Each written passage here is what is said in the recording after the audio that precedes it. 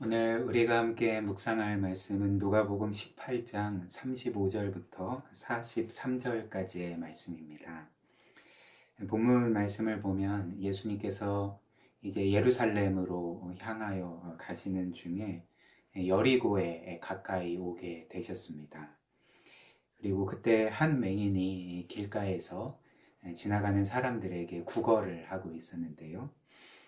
그런데 갑자기 많은 사람들이 어디로 우르르 몰려가는 소리를 듣게 되었습니다. 특별히 이 사람은 맹인이었기 때문에 귀가 굉장히 밝고 또 예민하지 않았겠습니까? 근데 그가 듣기에 평소와는 달리 한꺼번에 많은 사람들이 우르르 몰려가는 소리를 듣게 됐고, 그래서 이 맹인은 지나가는 사람들에게 이것이 도대체 무슨 일입니까? 무슨 상황입니까? 큰일이라도 났습니까? 라고 물었던 것이죠. 그래서 사람들은 이 맹인에게 큰일이 났지. 나사렛 예수께서 지금 우리 마을을 지나가고 있다네. 라고 알려주었던 것입니다. 그리고 그 말을 듣자마자 맹인은 우리가 보는 것처럼 갑자기 큰 소리로 외치기 시작했던 것이죠. 38절처럼 다윗의 자손 예수여 나를 불쌍히 여기소서라고 자신이 할 수 있는 대로 가장 큰 목소리로 계속 반복하여 외치고 있는 것을 보게 됩니다. 그리고 이 맹인이 얼마나 힘껏 계속 외쳤는지 사람들은 그를 꾸짖은 것이죠.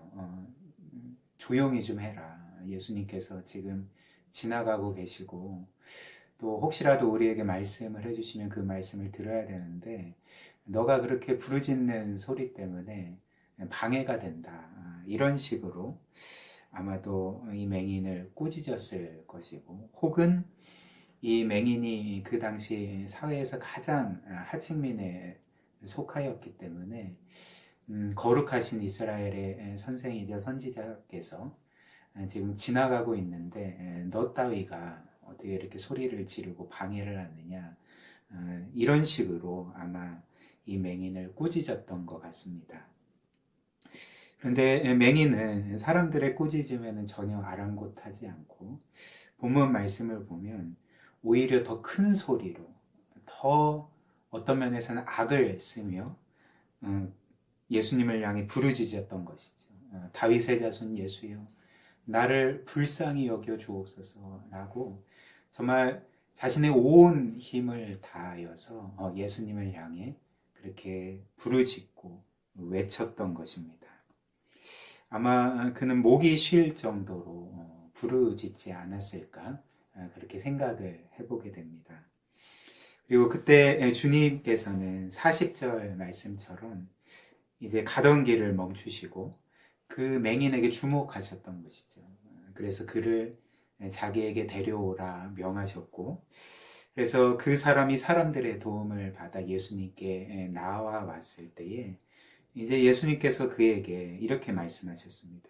내가 너에게 무엇을 행하기를, 무엇을 해주기를 원하느냐 이렇게 물으셨고, 그때 맹인은 어떤 면에서는 너무나도 기쁜 마음으로 주님, 제가 다시금 볼 수 있기를 원합니다. 볼 수 있기를 원합니다. 나로 하여금 보게 해주십시오. 라고 구했습니다. 그리고 예수님은 이에 대해서 42절에 기록된 바와 같이 그 맹인을 향해 이렇게 선언을 해주신 것이죠. 세번역 성경인데요. 이렇습니다. 눈을 떠라. 너의 믿음이 너를 구원하였다. 눈을 떠라. 너의 믿음이 너를 구원하였다. 라고 선언해 주시면서 그의 눈을 뜨게 해 주셨고, 그래서 곧바로 그 맹인은 앞을 볼 수 있게 되었던 거죠. 그래서 하나님께 영광을 돌리며 예수님을 따라갔습니다. 그리고 이 놀라운 광경을 본 모든 사람들은 바로 하나님을 찬양하게 되었던 것이죠. 우리는 이 말씀에 대해서 여러 가지 묵상을 할 수 있겠지만 오늘은 그 중에 한 가지를 우리 성도님들과 함께 나누고자 합니다. 그 한 가지는 바로 예수님께서 맹인이 큰 소리로 다윗의 자손 예수여 나를 불쌍히 여겨 주옵소서라고 이렇게 외쳤을 때에 그 부르짖음을 믿음으로 보셨다는 것이죠. 그래서 그를 구원해 주셨다는 것입니다. 그렇다면 예수님은 맹인의 부르짖음에 대해서 무엇을 믿음으로 보셨던 것일까요? 이에 대해 우리는 답을 쉽게 생각할 수 있는데요. 그것은 바로 맹인이 예수님을 향해 가졌던 그 간절함, 그 절박함, 그리고 예수님을 전적으로 의지하는 그 마음을 주님께서는 바로 믿음으로 보시고 그래서 너의 믿음이 너를 구원하였다라고 선언해 주셨던 것입니다. 사실 맹인이 예수님을 향해 계속 이렇게 부르짖은 이유가 무엇이었습니까? 사람들이 조용히 해라 꾸짖었음에도 불구하고 아랑곳하지 않고 정말 온 힘을 다해 예수님을 부르짖고 다윗의 자손 예수여 나를 불쌍히 여겨 주옵소서 이렇게 외쳤던 까닭이 무엇이었을까요? 아마도 맹인은 속으로 이렇게 생각을 했을 것입니다. 지금 내가 예수님께 나아가지 못한다면, 지금 내가 예수님을 만나지 못한다면, 나는 앞으로 예수님을 더 이상 볼 수 없을 것이고, 그렇기 때문에 나는 이 기회를 놓치게 되면 앞으로 영영 앞을 볼 수 없을 것이다.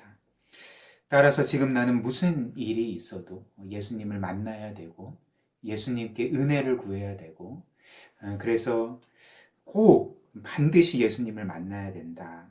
이런 생각으로 예수님께 그렇게 부르짖었던 것이죠.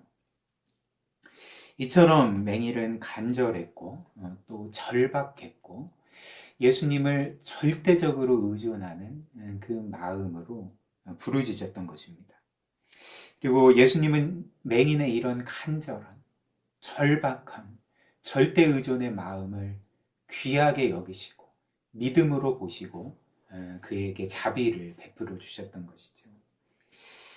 물론 여기에서 볼 수 있는 사실은 분명한 사실은 주님께서 이 맹인을 고쳐주셨을 때 너의 믿음이 너를 구원하였다라고 선언해 주신 것은 그 맹인의 믿음이 공로가 되어서 예수님의 은혜를 마땅히 받고 구원을 마땅히 받았다는 말씀은 아닐 것입니다. 왜냐하면 성경 전체에서 하나님이 우리에게 구원을 베푸시고 또 은혜를 베푸시는 것은 말 그대로 우리의 어떤 선함과 의로움과 어떤 공로와 공적과 행위 때문이 아니라 정말 아무런 자격 없는 자에게 하나님이 이 모든 것들을 전적으로 베풀어 주시는 말 그대로 은혜라는 것을 지속적으로 선언하고 있기 때문에 사실 맹인이 구원받은 것은 자신의 믿음의 공로 때문이 아니라 주님의 전적인 은혜 때문이었던 것이죠. 그러나 그럼에도 불구하고 여기에서 볼 수 있는 사실은 주님께서 우리에게 구원을 베푸실 때에 그럼에도 불구하고 우리의 믿음을 통하여서 구원을 베푸시고 은혜를 베풀어 주신다는 것입니다. 그리고 바꿔 말하면 하나님께서는 믿음이 없는 자, 즉 그 하나님의 은혜를 전혀 필요로 하지 않는 자, 그리고 하나님을 전혀 찾지도 않고 의지하지도 않는 자에게는 하나님께서 그에게 은혜를 베푸시지 않음을 우리가 보게 되는 것이죠. 왜 그럴까요? 왜 하나님께서는 믿음 없는 자에게 또 구하지 않는 자에게 의지하지 않는 자에게 은혜를 베푸시지 않으실까요? 그 이유는 만약 하나님께서 이렇게 간절히 원하지도 않고 구하지도 않고 그 은혜를 필요로 하지 않는 자에게 그 은혜를 베풀어 주신다면 그는 분명히 그 은혜를 값싼 은혜로 여길 것이고 값싼 것으로 아무것도 아닌 것으로 여길 것이고 따라서 그는 결국은 하나님을 사랑하거나 하나님께 감사하거나 그리고 특별히 하나님께서 그에게 은혜를 주신 목적을 따라서 결코 살아가지 않을 것입니다. 즉 하나님께 감사함으로써 그는 하나님의 뜻대로, 그 거룩하신 뜻대로 결코 살지 않을 것임을 우리가 충분히 추론할 수 있는 것이죠. 오히려 이렇게 은혜를 값싼 것으로 여기는 자들은 그들의 삶을 통하여서 이제 은혜를 주신 하나님을 더욱더 모독하게 될 것입니다. 그리고 따라서 이 모든 것들을 아시는 하나님께서는 우리를 구원하실 때, 우리를 도우실 때에 그 모든 것들을 전적인 은혜로 주시지만, 그럼에도 그 은혜를 전혀 필요로 하지 않는 자, 정말 하나님을 전혀 원하지 않고 그분을 바라지 않고 그분을 의지하지 않는 자에게는 은혜를 주시지 않는 것입니다. 오히려 하나님은 그 은혜를 귀한 것으로 여기고 정말 그 은혜를 간절하게 원하고 바라고 절박한 심령으로 하나님을 바라보고 의지하는 자에게 구원을 베푸시고 은혜를 베풀어 주시는 것이죠.